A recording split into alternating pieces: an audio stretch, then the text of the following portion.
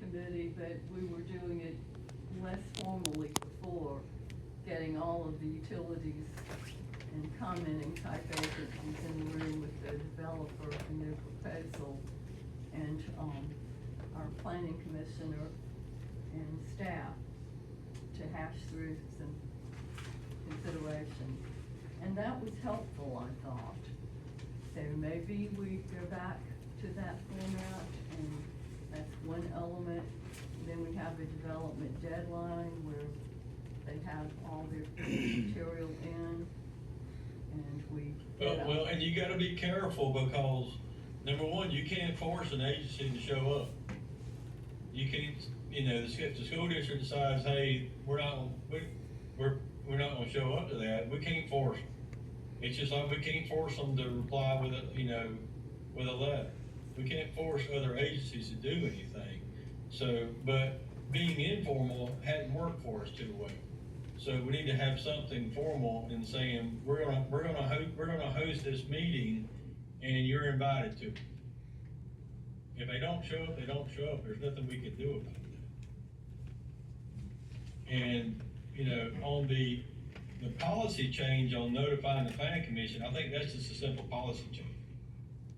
Well, let's go with the simple policy change first, while we mull through other measures. Am I right, Mr. Harmon?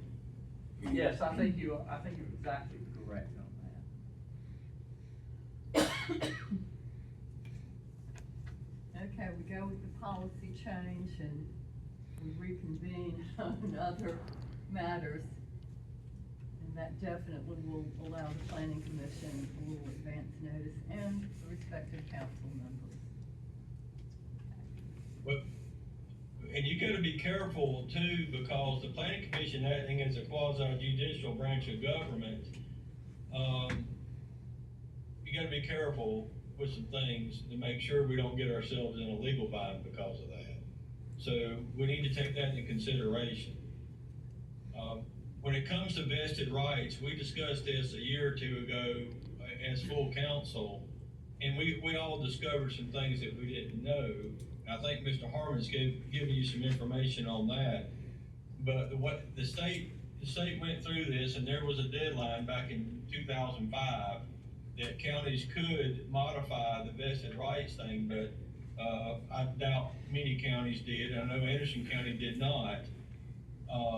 So the vested right things, as it sits now, a developer has 2 years to do what they need to do to get things rolling. And the state law says that they can have up to 5 one-year extensions past that.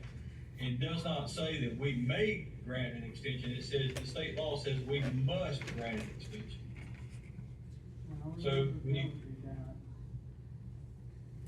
and we went through all that a couple of years ago as full council, and it was a great education piece for me, because I didn't know that. I mean, I was stomping my feet saying this developer hadn't done anything, and it's been over 2 years. So that's when we learned that we must, as a county, by state law, grant up to 5 one-year extensions. So in the grand scheme of things, the developer's got 7 years to do something. Well, we had a joint meeting back in October with members of our county delegation, and requested that be looked at, especially when you've got such a massive amount of development and rules and regulations changing. It seemed appropriate that there should be some kind of restriction on the vested rights, in as far as whatever the updated stormwater and other measures, once they've reached a certain point in their vested rights calendar, that then they would have to adhere to the new rules. I've not heard back from our county delegation on that. I don't know that ever got through down in Columbia, but that is one thing that we need to do. Well, the question on the vested rights was, when does it start? We've had a question recently about a project coming to the county a year ago that none of us, of course, knew about, but it was like a sketch of a property that our planning department met with and now it's on the docket, but it's been changed. A major reduction in the number of dwellings and some other elements that I'm not real familiar with. So when does vested right start? So your vested right would start when their initial plan or plat was approved. And so, Plan approved. well, it can be preliminary approval, it could be, I'm not sure what neighborhood you're talking about or how it was approved, but, you know, the vested right, if it's going before the board, then or the special exception, I'm sorry, if the special exception's going before the board and it hadn't been approved yet, well, they're not entitled to the special exception until it's been approved. The same works for variances, and so they may not be, you know, we don't know what the board's gonna do. They may grant it or they may not grant it. And so it's very hard for me to comment on this because I'm not sure what project we're talking about or what stage, but if you got a neighborhood subdivision approved, then that, in that situation, would be when you start counting towards your 7 years. So that would be planning commission approval, not just at a meeting with the planning department. Well, actually, the statute. And this is vested right. The We statute. Come back to special exception. Agreed, so the statute basically carves out exception of, if you reasonably relied on what the body told you, then that can even start a vested right. So I'm not sure that you even have to have something is. The statute that we have to follow is a state law on this, and it's pretty clearly stated, a vested right is established for 2 years upon the approval of a site-specific development plan. And so it would seem to me that that's when the planning commission would approve a plan. I've got some copies of the statute here, if you would pass those down. I think I So was you're trying to get saying- one to Mr. Davis before the meeting started, I hope he got it. There's some extra copies here, if anybody would like to have one. I probably don't have enough for everybody to have one, but, So it's a local governing body, so what is the definition of governing body? It would be.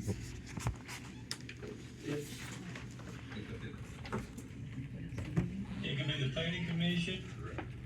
It's a two-pronged, there are a bunch of definitions in here. Mr. Davis just got cut off, I think.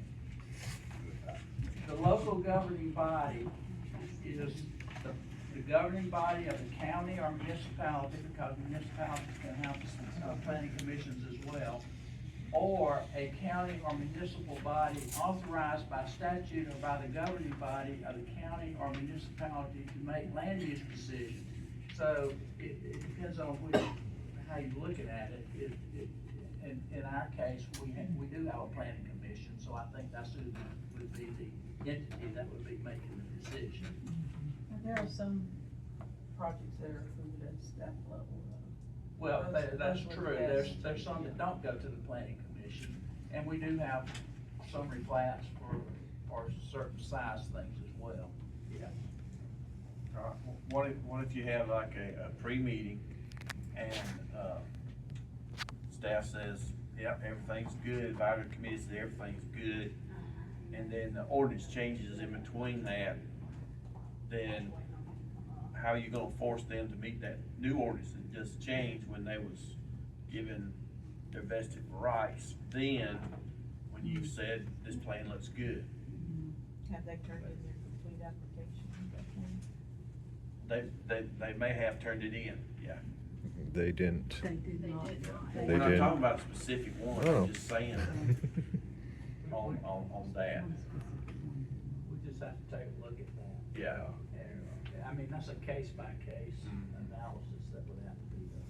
I asked a question, so what you just handed out, this section 6-29-1540, which is page 2, item 7, says, the local governing body must approve applications for at least 5 annual extensions of the vested rights unless an amendment to the land development ordinances or regulations has been adopted that prohibits that. What And does that I do? think that references back to something earlier, in the statute that says you had to have developed your own, ordinance by July the 1st of 2005. Look on the first page, 629, 1530. No, that was the representative issue we found. We did not, the county, Anderson County, I can't find evidence that we do that. Spartanburg may have. We did. We did not. We did not. I think that's where that is. But there's something in the end that said, that's just for counties that didn't adopt. That did. So we will plan on, looking at the vested right issue on a case-by-case analysis. Is that what? That would be correct. Okay. And we're talking about a property that got approval and then just never did anything to it, like not moves, cut down trees, not. Well, it's hard to determine whether someone did anything or not, because we don't know what engineering studies they did, we don't know who's come out there and looked at the soil, and so, it could look from the outside like no one's done anything, but they could have actually expended some, resources or time and money. We have some developments that were approved back in 2003, 2004, and they were a travesty at the time, but they're grandfathered, and now they're going into the ground and violating every tenet of the Clean Water Act, problems with the traffic. I mean, there's got to be a deadline, and there's got to be some adjustment to that. Case in point, Highway 29 Cox Road maps. It's been a nightmare. There's poor people living around there inundated with mud. I just don't understand the intent of what the state's given us on this, because we've made some good changes over the past 2 years I've been here. And none of that can be administered to anything. And I get it, developers, they've invested a lot of money, they've got engineers, they've done all this work, but it really hamstrings what we're trying to do for Anderson by them having 7 years to take advantage of it. If something changes, that approval does not have, that extension does not have to be granted. It does not have to be granted. That's what I understand. Correct, that's right, if you're asking. And there has to be a request in writing after that first 2 years to grant that extension. And who grants it? Well, in Spartanburg County, we send them to the Planning Commission, not just the Planning Department. Commission. Even if it was something that, maybe the Planning Commission didn't hear previously. It most likely would have been something that they had heard. So we've had the commercial use permits that have been used, quite. We didn't usually get extensions for those. Those usually went in the ground pretty quickly up there. Mr. Davis, are you still with us? Oh, okay. Do you have any comment or input on the vested rights issue before we go into special exception? We need help from the state, that's the bottom line. Well, we do need to have some kind of rules regarding that. We'll look into it further with our legal people too. On the discussion of a possible moratorium, because I know Mr. Davis has to leave pretty shortly. We have special exemptions